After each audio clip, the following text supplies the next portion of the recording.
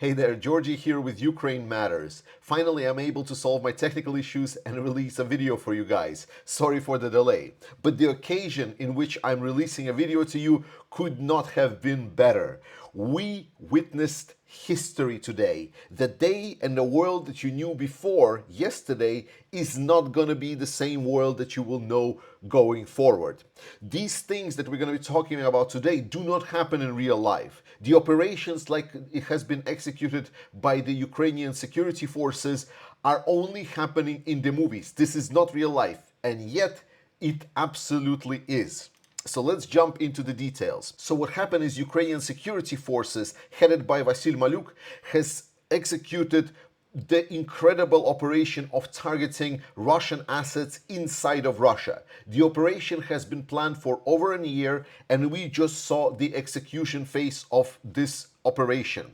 In total, there were 4 airports of Russia targeted, but not just any airports, specifically the strategic bomber airports, the airports that are hosting planes that supposedly are going to be carrying the nuclear missiles to strike at the targets all across the world, strike the targets at Europe, at United States, or anywhere else. These planes have been flying so far and striking targets inside Ukraine. But right now, we are not sure whether these planes will fly or not, because the total amount of damages that has been dealt is estimated by the SBU in Ukraine to be around 7 billion US dollars, which is a lot. To put it in a more raw perspective, is that 34% of the Russian strategic bomber capabilities are now out of commission completely.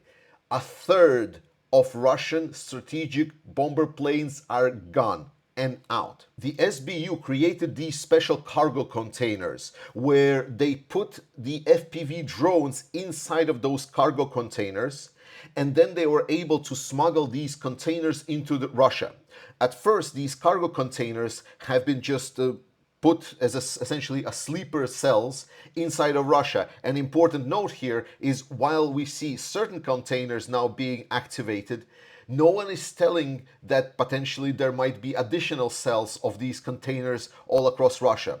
What happened now is that at some point, some transport companies in Russia received orders to pick up these cargo containers and deliver them to specific spots in Russia. And then at those spots, the cargo containers activated, the roof of the cargo containers slid off, and the FPV drones flew all the way up from these containers. Here is, for example, video of one of those drones picking up and flying away. You already see that there is certain things burning on the airfield right over there. And this is not the end.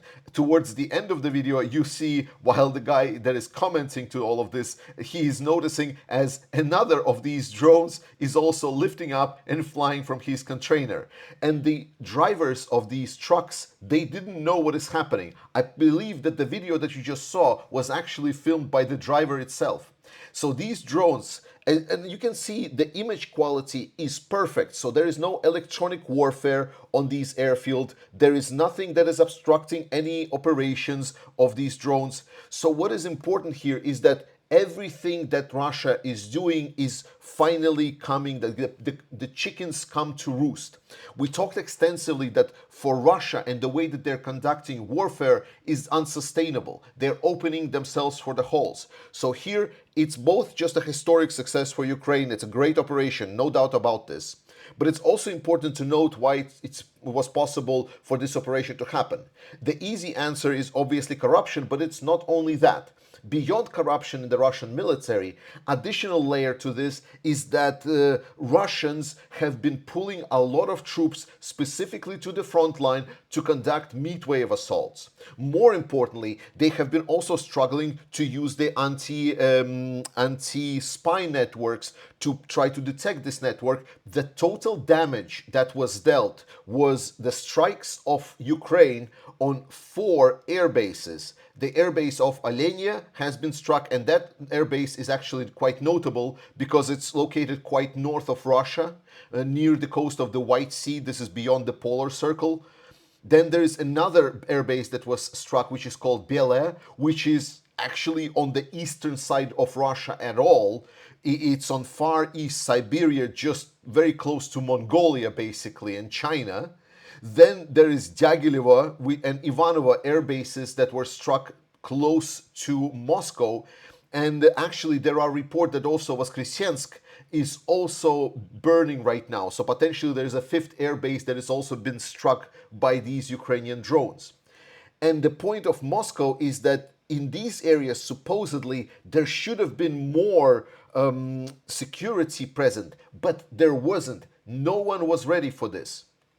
The damage was extensive. Current count, at least on paper, we cannot verify it, but they state that the current count has been right now somewhere closely around the 40 to 41 planes that has been struck by Ukraine. And that includes strategic bomber planes like Tu-22. It is also including the Tu-95 strategic planes, and it also includes the A-50 long-range detection aircraft. Ukraine already got two of them down. This is the third one joining the group. And these planes, why is it important? And important to note here is that Russia completely lost the technology to build these planes. Their aviation program actually has been quite a failure. They were not able to substitute even the civil plane, without even talking about these strategic bombers. So potentially the damage here is completely irreplaceable. It's not only a major victory for Ukraine because 34% of the plane supply of Russia just is completely axed. More importantly, it's the bomber planes that were standing on the fields, and now everything else is also not safe. So can Russia or can Russia not use these planes now to bomb Ukraine? What if Ukrainians have more of these boxes that are just sleeping and just waiting for their ability to strike? An absolutely insane part of this is just how big the benefit is for the European Union and US. Ukraine is actively taking apart one leg of the Russian triad of the nuclear missiles.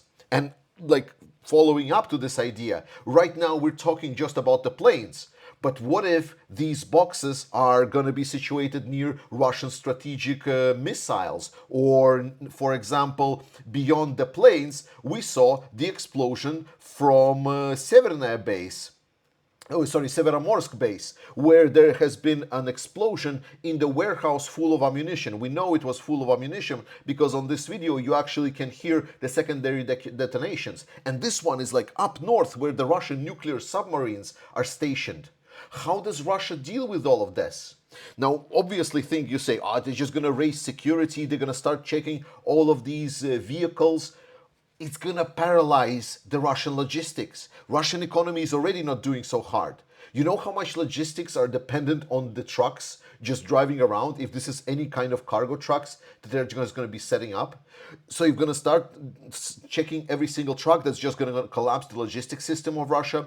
If they are not going to do this, then potentially Ukraine can strike any other targets inside Russia. So do they secure all of the targets inside Russia? Well, here Russian size just doesn't play into them. And again, because Russia made so many errors so far, now they just don't have the manpower to absolutely staff all of this. Russia is in a losing kind of situation. It's not just one move that they can do is going to be bad for them. It's pretty much all of them. There is no good solution out of this for Russia. The damage that Ukraine dealt is unprecedented. The history is absolutely written right now. This is the type of James Bond movies type of activity that Ukrainians executed. And what's going to be interesting is, considering that Trump thought that Ukraine doesn't have any cards, well, tomorrow supposedly there is going to be Russian and Ukrainian discussion about the peace negotiations once again. And it's going to be interesting to see how Russian delegation will react when Ukraine says, let's go to the ceasefire, or else we're going to start blowing up more of your stuff, and then you're going to be vulnerable in a strategic sense. what then's going to do. And I'm going to preempt the obvious discussion that all Russia is just going to strike Ukraine with their nukes. We explained this many, many times. There is no outcome that is good for Russia if Russia uses nukes. They cannot use nukes in this war. I mean, they can, but it's not going to bring them any benefit. It's also another losing move that they can do. Fantastic job by Ukrainians. Guys, if this has been an evening to celebrate, this is the evening to celebrate, absolutely, for the glory of Ukraine. Ukrainian has the cards, Ukrainians have the ability, and it's only gonna get worse and worse for Russia. Remember, it's Russia doing choice every day of this war to continue it. They have the ability to stop the war already tomorrow, or actually even yesterday, and they absolutely should do that. And the best way to help celebrate this achievement by the Ukrainians is to help them fight. Guys, participate in the fundraiser that we're doing for the Ukrainian armed forces. Let's get these trucks rolling. You see, Ukrainians are doing an incredible job. Our contribution helps. Let's continue the fight. Let's give more cards to Ukrainians, because to be honest, some people are saying that this operation alone was more impactful against Russians than the whole Kursk operation beforehand, and that is absolutely fantastic. And then to wrap up today's video, I want to give a couple special messages. The first one is a dear member of this community, AJ, unfortunately recently passed away. So I don't want to explain any details on what's happened, because I'm not sure whether friends or family will be okay with this. But I want to reach out to the whole community and tell you guys that every single one of them, every single one of you is absolutely crucial for me. When I say I love you, I do. All my love is going right now to her family that are trying to cope this loss. We remember AJ very fondly, and we are grateful to her for being such a supportive and outspoken member of this community. Thank you for everyone. And my condolences to the friends and family of AJ. And second thing, NAFO 69 Sniffing Brigade has asked me to give a shout out for the video that I participated in when I went to Ukraine. We did a bit of a skit, we did a couple of presentation of trucks, but if you want to see where your money is going and how the actual guys are receiving the trucks that you are helping fund with, this one has been there out there for you. Thank you for your support. Trust in Ukrainian Armed Forces. I love you. Slava Ukraini, and I will see you next time.